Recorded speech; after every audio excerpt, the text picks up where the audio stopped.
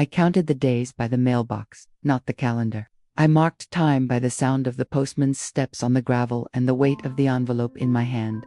Thin, but always heavier than paper should be, those letters were the only proof that he was still out there, somewhere dusty and dangerous and far, but still mine, still breathing, still writing. His name was William, but everyone called him Will. Short and strong and sure, like him. He left for the war on a Tuesday, kissed me once on the forehead and once on the lips, and promised me he'd write as soon as he could. Even if it's just one line, he said, "I'll send you something every week. I won't let you wonder." And for a while, he kept that promise. The first letter came 10 days after he left, smudged at the edges like it had passed through rain or fingers too tired to care. But his handwriting was unmistakable, slightly tilted to the right, loops closed tightly like he was always holding something back. Even in ink, he told me about the base, how it smelled of oil and sand and men too young to carry guns. He joked about the food, how they managed to burn rice. He described the way the sun felt hotter than it should, like it had something to prove. And at the end, he wrote, "I think about your hands every night, the way they felt on my back the morning I left. I'll be home before the cold comes. Wait for me," and I did.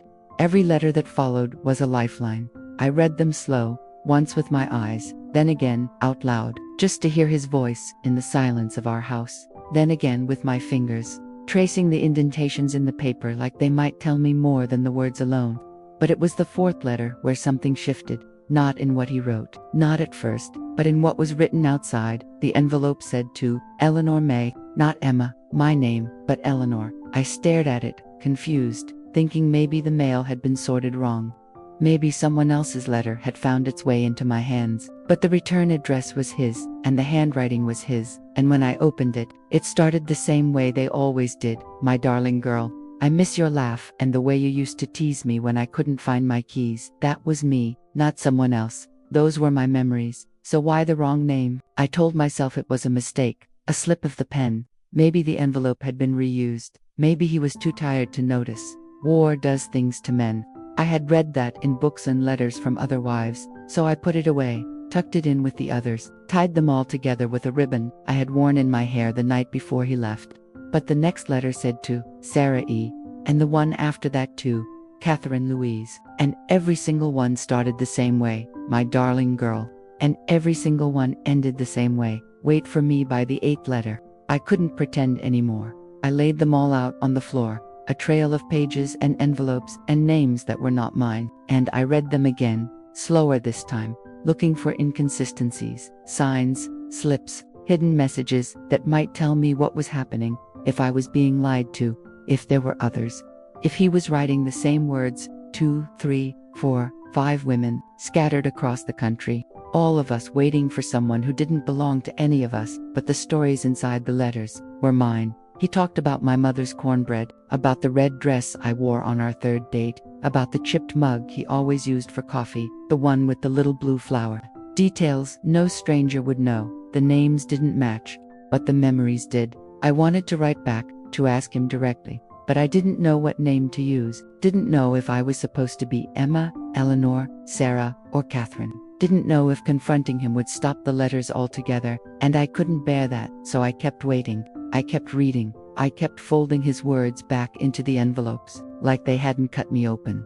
And then, one day, a neighbor came to my porch with a letter in her hand. Her name was Margaret, older, quiet, had lost her husband in the last war, never remarried, she said. "This came to my house by mistake." I opened it without looking, and "I think it's for you, or someone you know." It was another envelope, another name, but inside, the same words. "My darling girl, I miss your laugh and the way you teased me." I looked up at her and something passed between us. Something wordless, heavy, sad, and I knew, whatever was happening, I wasn't the only one. After Margaret left, I sat on the porch with the letter resting on my knees, the paper warmer than it should have been, almost like it carried breath, like it was alive in a way I wasn't ready for. I opened it again, slower this time, letting each word settle like dust, and it was all there, the rhythm, the handwriting, the same turns of phrase, the same softness I used to read as love, only now it felt like a script, and the name on the front of this envelope was Marilyn J. Someone I had never heard of, someone who apparently lived just 2 streets down from me. I didn't sleep that night. I laid in bed with the letters spread across the quilt, trying to connect pieces that weren't meant to touch. Names in one pile, envelopes in another, contents in the middle. Like some chaotic love triangle with too many sides, and I kept asking myself the same question, over and over like a prayer. Turned bitter. Who else was getting these? And why were they all written like they were just for me? The next morning I went to see Margaret again. I brought the envelope with me. I didn't even knock. I just stood on her porch until she noticed me through the lace curtain and came to open the door with her usual quiet sigh. She invited me in, poured tea like it was a normal day, and I showed her the other letters. She didn't seem surprised. Not really, just sad in that tired way only widows seem to understand. Like grief that never stopped bleeding. I think there's something wrong, I whispered, as if saying it too loud would make it more real. She nodded slowly. I think so too. That was when she told me something I hadn't expected. She'd gotten a letter like that a month ago. But it wasn't addressed to her either. It was for someone named Dorothy, and she had opened it accidentally, thinking it might be from a nephew, but inside it said the same thing, my darling girl, and it described a memory she didn't recognize, a kitchen with blue tiles, a broken radio playing jazz on rainy afternoons. It wasn't hers, but it sounded so real, so familiar, that for a second she thought maybe she had forgotten something important, until now. We sat in silence for a long time, two women with too many envelopes, and not enough answers. And then she said something I hadn't let myself think until that moment. What if they're not just from him? I blinked, confused. What do you mean? What if other men are sending them, or someone else is writing them all together, and he's just ... one of many? I shook my head, but they all sound like him. They mentioned things only he'd know, private things, things from our life together, or someone is making it sound that way. The thought made my stomach twist, because if these letters weren't from him, who had been writing to me all this time, and if they were from him, who were all these other women? I walked home in a haze, holding the letters like they were made of glass, and once inside I started pulling out old photographs, old postcards, anything with his handwriting, looking for clues, looking for proof, comparing curves of letters, and how he crossed his T's, how he signed his name. They matched, but they didn't feel the same. It's hard to explain, but when someone you love writes to you, their words carry more than ink.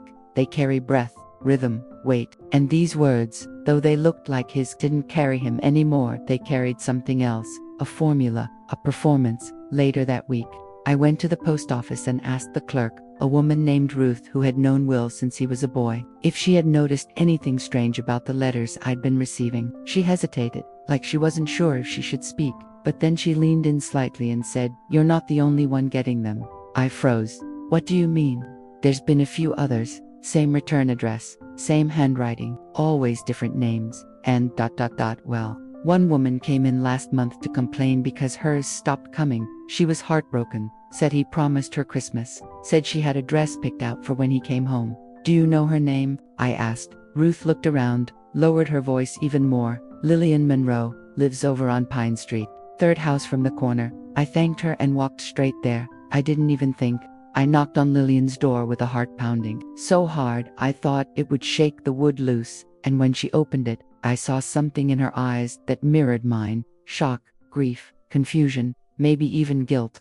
I held up an envelope, and she stepped aside to let me in. Lillian's house smelled like cinnamon and something older. Something that felt like time had paused just a little too long.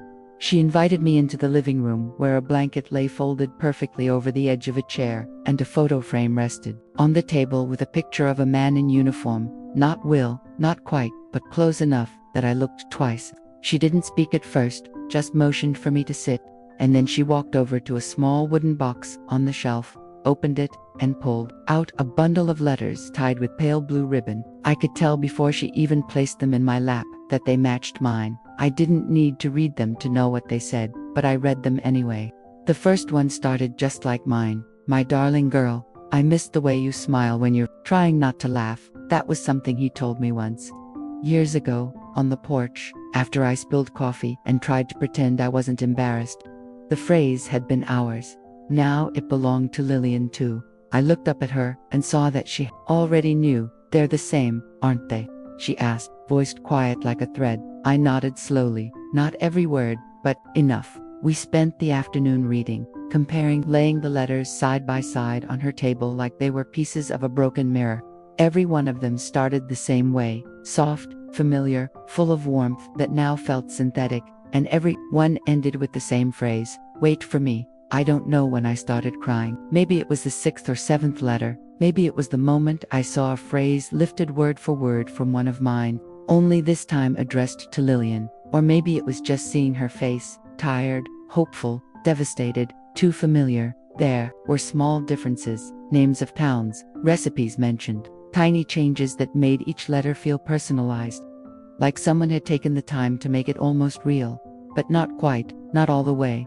"How long have you been getting them?" I asked. "Since October," she said, "every Friday, like clockwork." That's when I felt the first sharp pull of anger under the grief, because that was when mine started too. The exact same week, the same rhythm, as if someone, somewhere, had decided that a woman's heartbreak should be delivered on a schedule. "Did you ever meet him?" I asked, my voice more tense than I meant. "No," she said. "He was writing to my cousin first. She passed away." I found the letters among her things and wrote back, and then they just kept coming.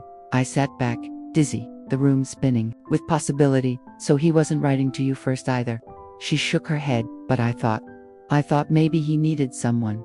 And I was so lonely, I didn't care if it made sense. I wanted to be angry with her, with whoever was behind this, but the sadness in her eyes mirrored mine so perfectly that I couldn't find blame, only shared loss. That night, I went home and laid every letter on the floor, all the envelopes with different names, all the familiar phrases. I studied the postmarks, the ink, the paper, looking for something I had missed, and I saw it. A tiny change in the signature on the last letter. It didn't say "Love, Will," it said "Yours, D." That wasn't a slip of the pen, that was a different person. I flipped through the older ones, looking for any sign of that letter, that initial, that handwriting shift. And slowly, I realized something that made my chest tighten. These letters weren't all from him, or if they were, he wasn't alone. Someone else was writing too. Someone who had access to the same phrases, the same stories, the same rhythm, but not the same soul. I knew his words, the ones that came from breath and memory and the curve of shared time. These weren't those. The next morning, I walked to the library, the old one down on Maple Street, where they still kept phone books and military rosters and people who remembered how to look things up without asking a screen. I found a woman named Joan there, gray-haired, glasses on a chain, who didn't blink when I asked for help finding a name. I told her I was looking for someone named D, a soldier, attached to a base near where Will had been stationed. She raised an eyebrow, but nodded. "Do you have a last name?" "No," I said. "Just a letter. Just D." She went silent for a moment, then turned and began flipping through drawers, pulling out pages, looking through microfilm. It took hours, but she found something. A man named Daniel S. Wilkes, listed as a communications officer on the same base Will had written from. His name was attached to several routing forms. Mail processing, nothing high level, just logistics, but enough to touch every letter. "Why are you looking into this?" she asked me gently, and I told her all of it. She didn't look surprised, only sad. "You're not the first," she whispered, "and I don't think you'll be the last." I took down the name, walked home with it folded in my pocket like a secret, and sat at my table, staring at the letters once again. Daniel S. Wilkes. The signature wasn't Will's, but the ink belonged to someone, and now I had a name.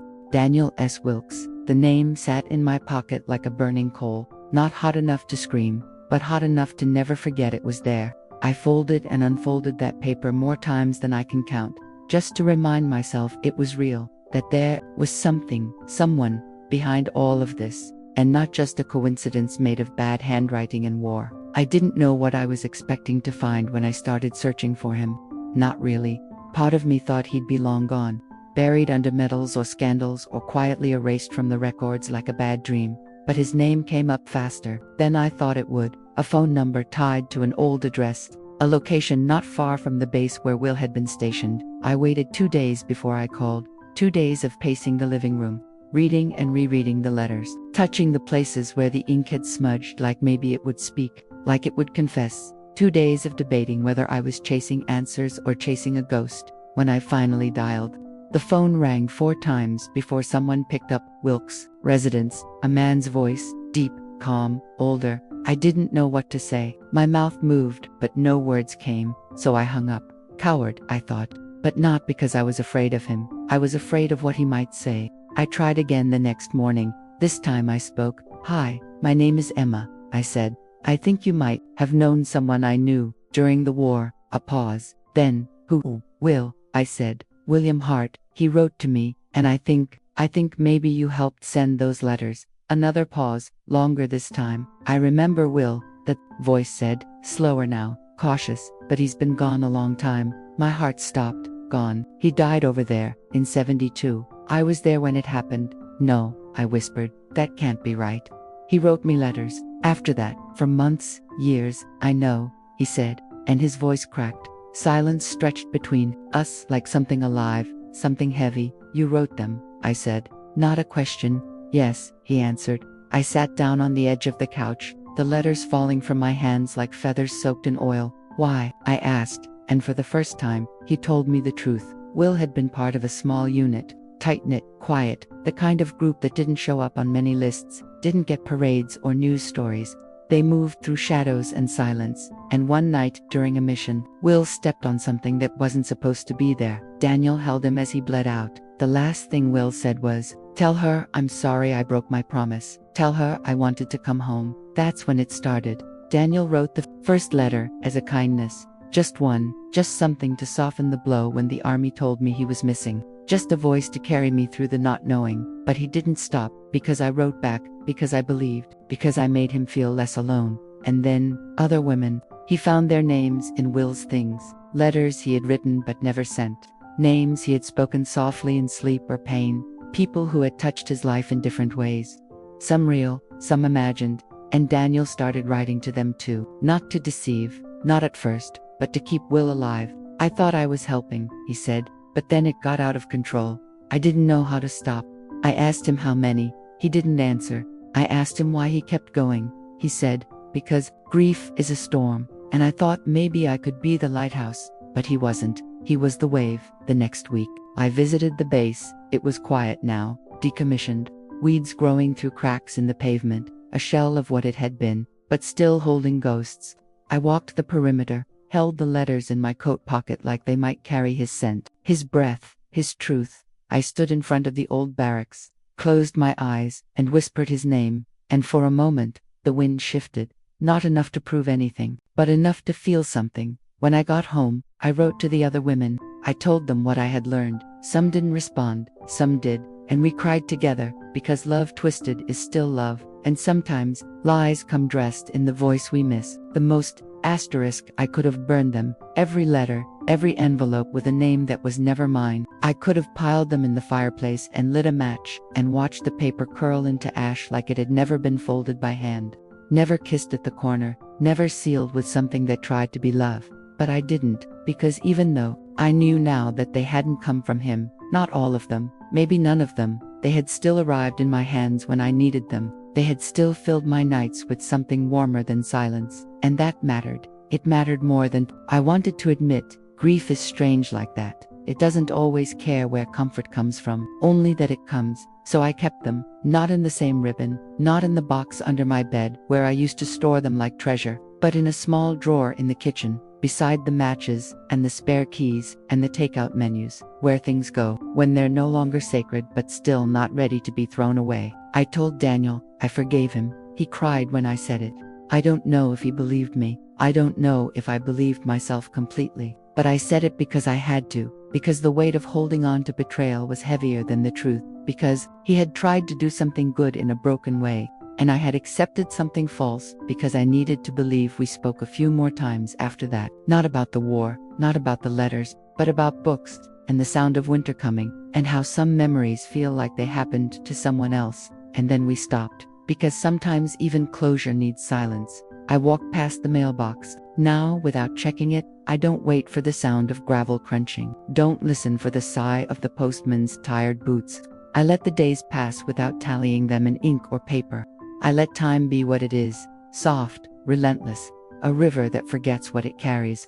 And yet, sometimes, I still reach for the drawer, Not to read them, not anymore, but just to feel the weight of them, to remind myself that once I was loved, or at least needed, or at least written to, and that's something. The other women, the ones who had also received their own versions of Will's voice, some of them kept their letters too, some didn't. One woman buried hers under the old oak tree in her yard, said it felt right, like planting something that had never quite lived, but had never quite died either. Another burned hers at the beach, letting the ashes scatter into the waves like prayers that couldn't find words, and some of them kept writing, to him, to no one, to themselves.